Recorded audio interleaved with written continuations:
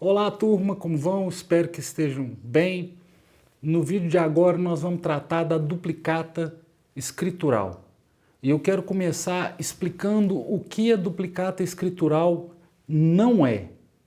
Ela não é aquele desdobramento da duplicata tradicional da Lei 5.474 de 1968, que resultou do uso do protesto por indicação e o do aceite presumido, e que, de certa forma, acabou por descartularizar a duplicata tradicional. Não é disso que nós estamos tratando aqui. Nesse vídeo nós estamos falando da duplicata escritural, que tem lei própria e regramento próprio. Então não é aquela evolução jurisprudencial da duplicata tradicional. No que tange às fontes, nós teremos a Lei 13.775, de 20 de dezembro de 2018, como a base, e depois duas resoluções, uma do Banco Central do Brasil, de número 339, de 2023, e outra do Conselho Monetário Nacional, de número 4.815, de 2020, mas que foi atualizada em 2023. E, por fim, a convenção entre as entidades registradoras, depositárias e escrituradoras. Logo adiante vocês vão entender do que se trata. Mas vejam, desde já, que essa é uma duplicata com previsão própria. Não é aquela evolução jurisprudencial. Talvez você esteja se perguntando, mas é duplicata mesmo? Então, Cláudio, sim, é duplicata. A começar pela previsão legal.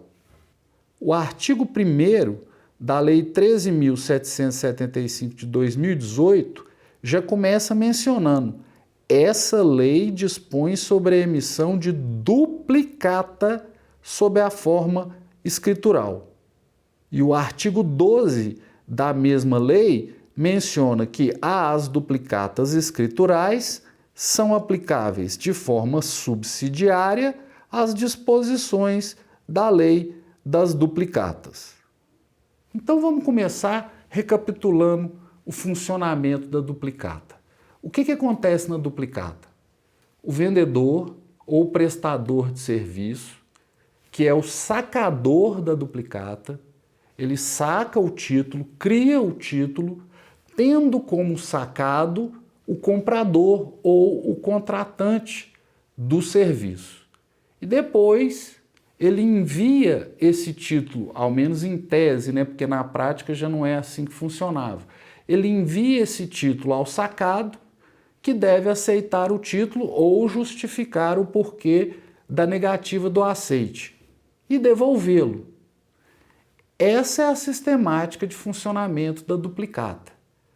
Mas por que então uma duplicata escritural? Na prática, a duplicata é um instrumento utilizado para atividades, contratos de financiamento. Como assim? Ora, uma instituição financeira faz um empréstimo com uma garantia recaindo sobre duplicatas. As duplicatas que vão vencer ali no futuro são a garantia do pagamento de um eventual empréstimo, ou melhor dizendo juridicamente, de um contrato de mútuo.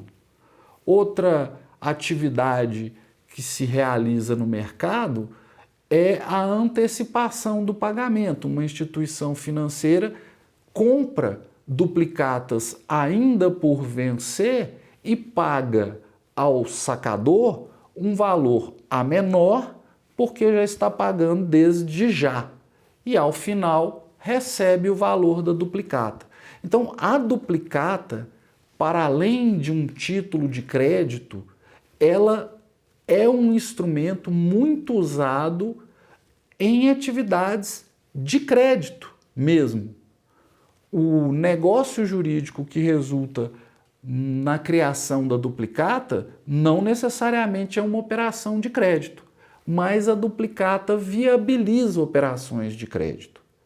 Tratada aí não mais como um título de crédito, mas como um recebível.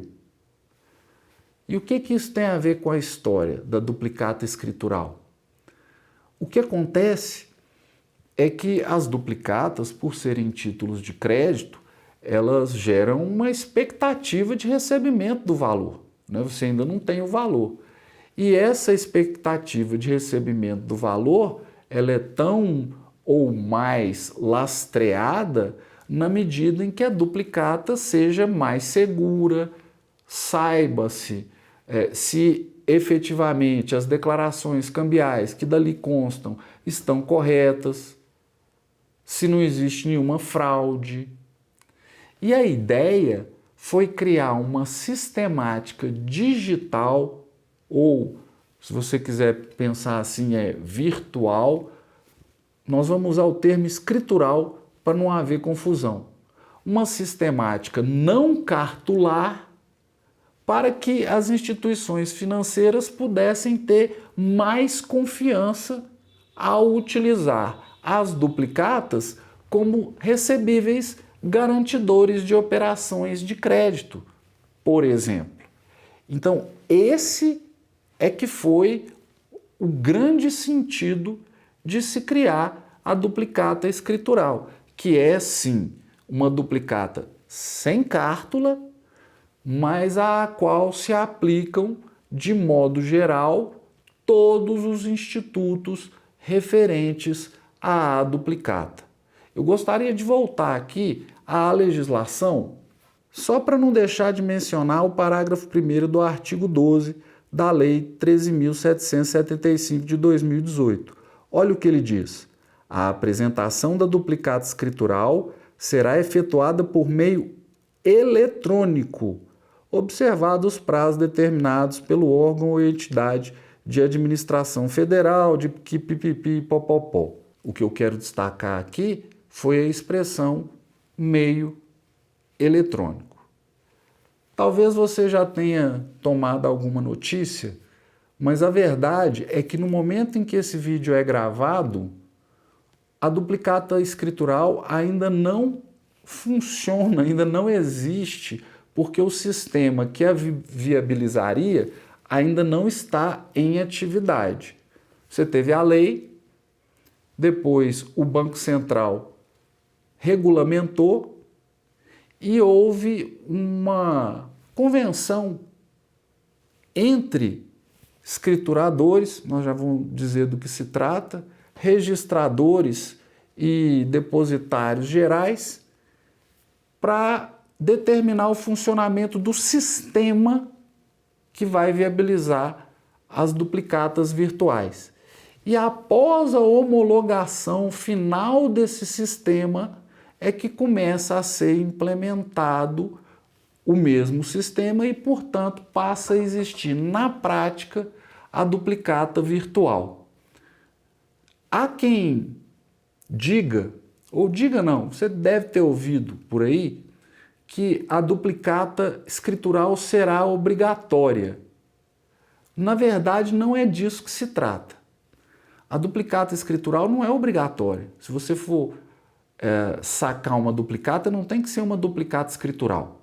Você pode sacar uma duplicata tradicional, mas operação de crédito garantida por duplicata vai ter que ser com duplicata escritural. Desde quando? Quando terminar a homologação do sistema, aí você tem prazos distintos a depender de se tratar de pequenas, médias ou grandes empresas. Eu vou colocar na tela aqui o artigo 3º da Resolução 4.815 de 2020, com a sua redação dada em 2023. Vejam só, as instituições financeiras deverão utilizar exclusivamente duplicatas escriturais na negociação de recebíveis mercantis constituídos com 1. Empresas de grande porte, a partir de 180 dias contados da implementação da última etapa de funcionalidades de interoperabilidade. 2. Empresas de médio porte, a partir de 360 dias. 3. Empresas de pequeno porte, a partir de 540 dias. Então, uma vez funcionando o sistema, a depender do tamanho da empresa, terá o prazo de 180, 360 ou 540 dias. Após isso, não será possível, não é a emissão de duplicata normal, cartular, tradicional, e sim a utilização dessas duplicatas cartulares para servir de lastro ou garantia a operações de crédito. Na prática, o que deve acontecer é que todo empresário que se utilize de uma linha de crédito que seja lastreada ou garantida por duplicatas a receber, provavelmente ele vai passar a utilizar a duplicata escritural. Por quê? Porque é exigida para a operação de crédito e isso se dá principalmente no interesse das instituições financeiras. Agora vamos falar sobre o funcionamento, a sistemática desse saque e das declarações cambiais envolvendo esse título de crédito duplicata escritural. A duplicata escritural para ser sacada ou para receber qualquer declaração cambial, isso não é feito diretamente ou exclusivamente pelo sacador mais. Não. O sacador, para poder se valer desse título de crédito, ele vai ter que estabelecer uma relação com a entidade chamada escrituradora ou com o escriturador. Do que nós estamos falando? Conforme prevê a Convenção, em seu artigo 4º, parágrafo 2º, o sacador deverá estabelecer uma conexão operacional ativa com um escriturador. Vejamos juntos. Os sacadores deverão, para fim de assegurar a unicidade da escrituração, estabelecer conexão operacional ativa com um único escriturador de forma exclusiva. Uma vez estabelecida essa conexão operacional ativa, emitirão apenas duplicata na forma escritural. Artigo 4º. Os participantes deverão manter conexão operacional ativa com pelo menos uma das signatárias para a realização dos processos previstos na Convenção. Então, o empresário vai contratar o serviço de um escriturador e provavelmente essa conexão ativa vai ser o acesso a um sistema, uma interface pela qual o sacador vai realizar o saque do título. Mas esse sacador, ele não realiza isso por si só, igual ele faria no caso de uma duplicata cartular. Não. Tudo é feito através do escriturador. Então tem o saque, é o escriturador. É no sistema do escriturador que o saque é realizado. Vai ter aval? Vai ser no sistema do escriturador. Vai ter qualquer outra declaração cambial ou desenvolvimento no título? No sistema do escriturador.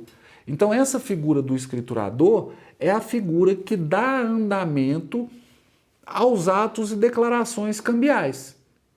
Obviamente, é ele que vai também ter as informações. Não somente, mas ele terá as informações que, a depender do caso, deverão ser disponibilizadas por uma instituição financeira que vá financiar algum tipo de atividade baseado na garantia dos títulos de crédito.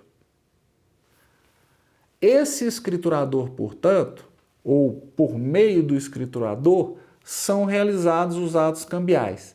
E o escriturador registra esses atos perante um registrador.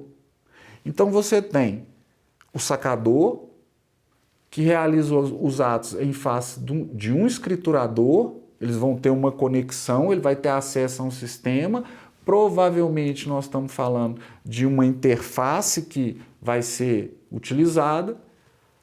O título vai ser objeto de saque, aval, endosso e tudo mais que caiba em uma duplicata, e cada ato praticado pelo escriturador, ele envia ao registrador. Isso está no regramento, pessoal. Artigo 22 da Resolução 339 de 2023. O escriturador deve levar a registro ou a depósito centralizado, respectivamente, em sistema de registro ou depósito centralizado, as duplicatas escriturais emitidas por meio de seu sistema de escrituração no mesmo dia de sua emissão. Recapitulando, o sistema funciona assim. O sacador, para poder sacar uma duplicata escritural, tem que ter uma relação e essa conexão ao sistema de um escriturador. Por meio desse sistema, todos os atos cambiais serão realizados. E o escriturador toma providência de levar a registro. Nós não estamos falando de registro protesto, não, e nem cartório, não. É outra coisa. Protestar o título vai poder também, mas é outra coisa. Nós estamos falando aqui da sistemática de existência e de circulação da duplicata escritural. Você quer ter mais detalhamento acerca de como vai funcionar cada declaração cambial? Eu recomendo a leitura da convenção. Aqui nesse vídeo, que já chega à sua conclusão, o objetivo foi apresentar a duplicata escritural, suas fontes principais e esclarecer o funcionamento geral. O aprofundamento, principalmente no que tange à jurisprudência que irá se desenvolver, nós conheceremos na medida em que o título seja implementado. Por enquanto, para os meus alunos eu vou deixar essas fontes no ambiente virtual de aprendizado.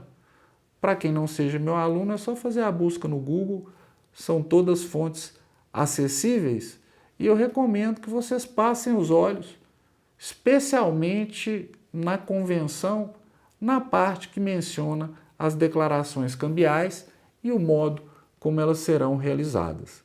Então é isso, pessoal. Esse vídeo é só para apresentar a duplicata escritural. O título ainda não está em aplicação, mas de 2025 até o começo de 2026, a expectativa é de que ele já passe a existir e se estabeleça no mercado. Então, por enquanto é isso, pessoal. Obrigado pela atenção, um abraço e até a próxima.